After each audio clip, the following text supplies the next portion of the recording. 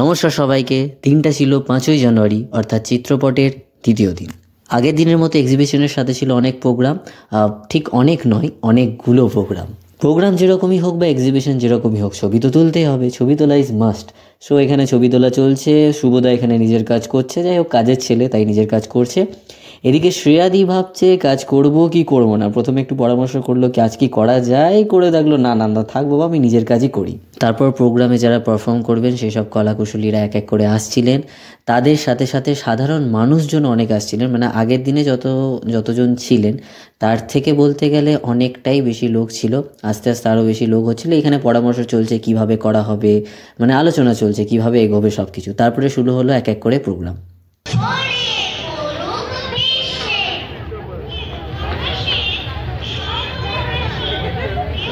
তারপরে লোক ধীরে ধীরে আরও আসছে আর এত লোক দেখে আমাদের গ্রুপের সবাই, শুভদা, সায়নদা, সবার মুখে একটা আলাদাই হাসি, একটা আলাদাই জেল্লা চলে আসছে।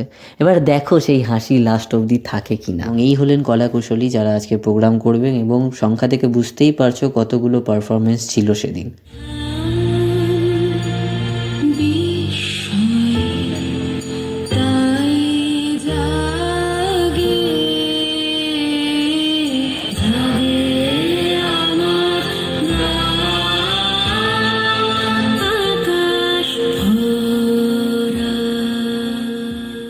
তারপর পারফরমেন্সের মাঝে আগের দিন আর্ট কম্পিটিশনে যারা প্রথম, দ্বিতীয়, তৃতীয় স্থান অধিকার করেছিল তাদেরকে আমরা সার্টিফিকেট এবং স্মারক দিয়ে অভিনন্দন জানাচ্ছিলাম। এদিকে এনারা তখন আলাদাই দ্বন্দ্বে ভুগছেন, মনের ভেতরে এদের আলাদাই যুদ্ধ চলছে, জাস্ট ক্যামেরা দেখে হাসতে হয় তাই হেসে দিল।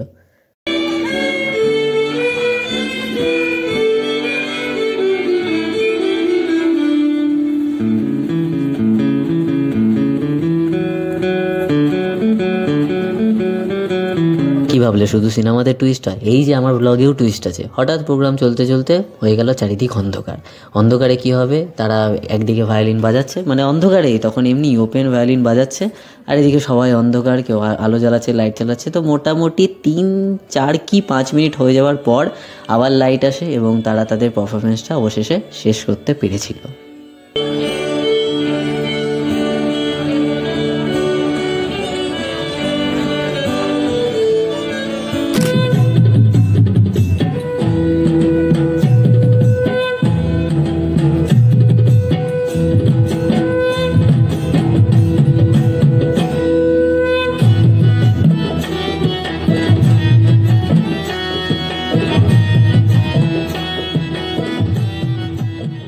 আচ্ছা, এবার পারফরমেন্স থেকে একটু ব্রেক নেওয়া হোক। আগের দিন আমি যে ছবিগুলো আমরা এক্সিবিট করছি সেগুলো আমি দেখাইনি ভিডিওতে, আজকে দেখাচ্ছি। তোমরা আরামসে ভালো করে দেখে নাও, প্রত্যেকটা ছবি জুম করে পজ করে দেখে নিতে পারো, কোনো অসুবিধা নেই। হ্যাঁ, বাট এইখানে আমি যে 3টে ছবি দিয়েছিলাম সেই 3টে ছবি আমি এখানে দেখাইনি, স্কিপ করে দিয়েছি। কারণ হচ্ছে যে 3টে ছবি আমি সোশ্যাল মিডিয়াতে এখনও দিইনি, আপলোড করিনি, ফুল মানে পিকচারগুলো এখন আমি দিইনি। একটা অলরেডি চলছে, মানে ওটার ফুল কাজ এখনও হয়নি বলতে গেলে। এক্সিবিশনে করার জন্য আমি করে মানে তাড়াহুড়ো করে দিয়ে দিয়েছিলাম, বাট অ্যাকচুয়ালি কিছু ফিনিশিং টাচ হালকা কিছু বাকি আছে, ওগুলো আমি আপলোড করব, ওগুলো দেখাবো অ্যান্ড বাকি যে 2টো ছবি ওগুলো আমার 1 বছর আগেকার আঁকা, আর ওগুলো এখনও আমি আপলোড করিনি না, কোনো ওটা কিছু কারণের জন্য আমার আপলোড করা হয়নি। আসলে আমার আগের যে মোবাইলটা ছিল সেইখানে সব কিছু ফাইলস ছিল, ক্লিপ ছিল, রিল ছিল, ফটো ছিল, সব চলে গেছে আমার খুবই বড় দুঃখ। আমার পুরনো ফোন আমার এক্স ফোন। যাই হোক, বাকি ছবিগুলো তোমরা দেখো, এখানে সব রয়েছে। আমি এই দিকের পুরো যে ফটোর যে পুরো সেকশনটা আমি পুরো দেখিয়েছি, বাকি বাস তোমরা এনজয় করো।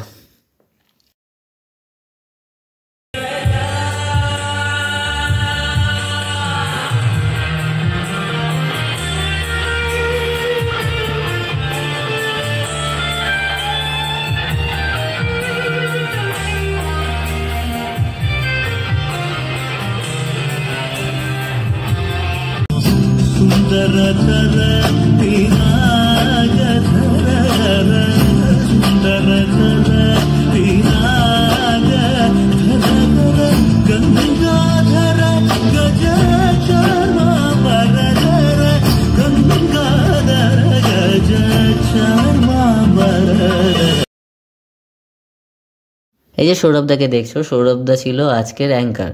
অর্থাৎ এই যে সাংস্কৃতিক অনুষ্ঠান হচ্ছে তার অ্যাঙ্কারিংয়ের দায়িত্ব সৌরভদার ওপর পড়েছিল, বাট সৌরভদার মাথা খারাপ, কারণ সৌরভ একবার এদিক থেকে ওদিক করছে, ওদিক থেকে এদিক করছে, কী করবে বুঝতে পারছে না। আর এদিকে যেই আমি স্টেজের পাশে দাঁড়িয়েছি আমাকে এসে ফোনটা হাতে ধরে বললো যে আমরা ডান্স করছি, তুই গানটা চালা। আরে আমার এদিকে এক্সিবিশন হচ্ছে, আমি কোথায় আমার ফ্যানদের সাথে কথা বলবো তা না, আমাকে ফোনে হাতে ফোনটা ধরে দাঁড় করিয়ে দিল।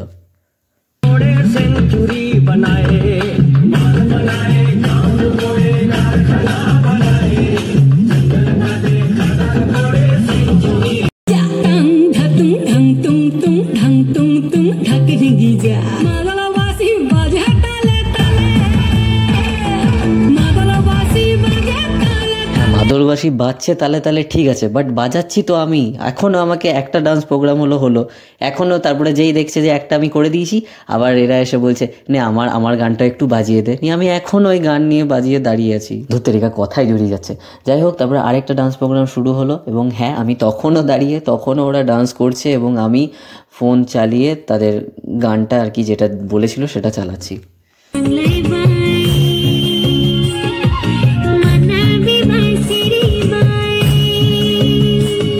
তারপর এই যে সুন্দর মুহূর্তগুলো, এই ছোট্ট ছোট্ট মুহূর্তগুলোই তো আমাদের চায় যে মানুষজন আসুক, আমাদের ছবি দেখুক, মন দিয়ে দেখুক, টাইম নিয়ে দেখুক। তারপর এই যে সৌরভদা বললাম অ্যাঙ্কারিং করছে, মাথা জাস্ট ব্ল্যাঙ্ক, একবার এদিক থেকে ওদিক ঘুরছে, একবার ওদিক থেকে এদিকে আসছে, কী করবে বুঝতে পারছে না, যা হচ্ছে সেই গতিতে সৌরভদা চলছে।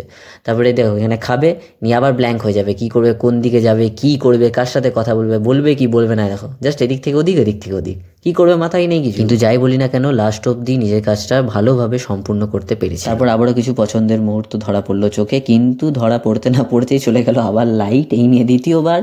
এবং কিন্তু যাই হোক, এইবারে যে লাইটটা গেল সেটা অতটাও খারাপ ছিল না, কারণ প্রোগ্রাম চলাকালীন লাইট যাওয়ার সাথে সাথেই সবাই ফ্ল্যাশ লাইট জ্বালিয়ে একটা আলাদা রকমের অ্যাম্বিয়েন্স তৈরি করেছিল। অর্থাৎ বোঝা গেল যে কখনো কখনো যে সব জিনিস ভালোর খারাপের জন্য হয় এটাই নয়, কখনো কখনো জিনিস ভালোর জন্যও হয়।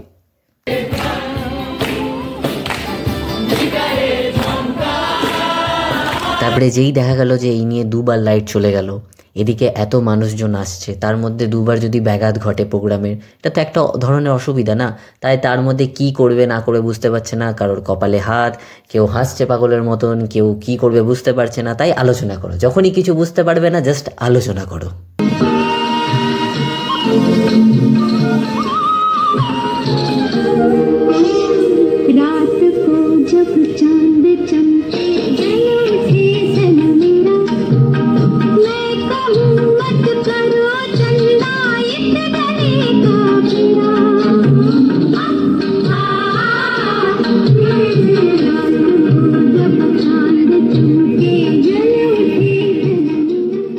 তারপরে যখন 11টা বাজতে 8 মিনিট বাকি, তখন পাশের বিল্ডিং থেকে বলা হলো যে 11টার মধ্যে প্রোগ্রাম শেষ করতেই হবে।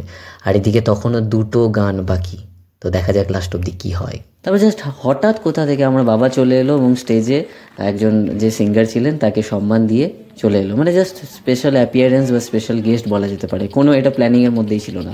যাই হোক, 11টার মধ্যেই প্রোগ্রাম শেষ হয়। এখানে সবাই বসেছে হিসেব করতে, কাকে কত টাকা দিতে হবে, কার কাছ থেকে কত টাকা নিতে হবে, এখানে সব দেখতে পাচ্ছ, সব জিনিসপত্র গোছানো চলছে, সব অন্ধকার, হালকা ফুলকা লাইট জ্বলছে।